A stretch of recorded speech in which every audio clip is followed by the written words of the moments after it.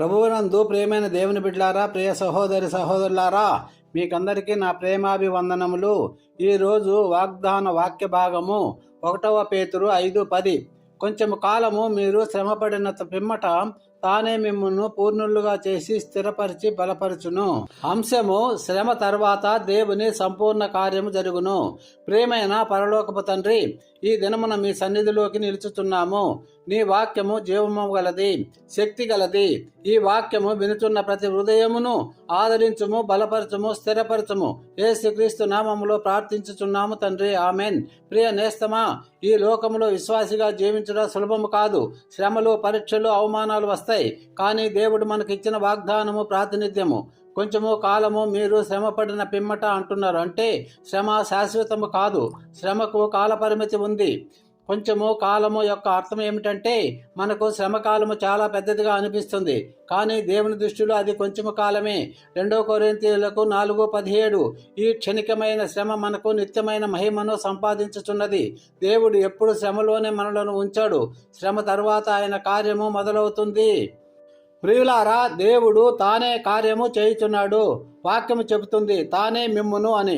మనమే మనలను బలపరుచుకోలేము, మనమే మనలను స్థిరపరచుకోలేము, కానీ దేవుడు తానే చేయుచున్నాడు. కీర్తనలు 66:10-12 వరకు మనం చదివినట్లయితే, నీవు మమ్మును శోధించితివి, చివరకు విశాల స్థలంలోనికి తీసుకొని వచ్చితివి.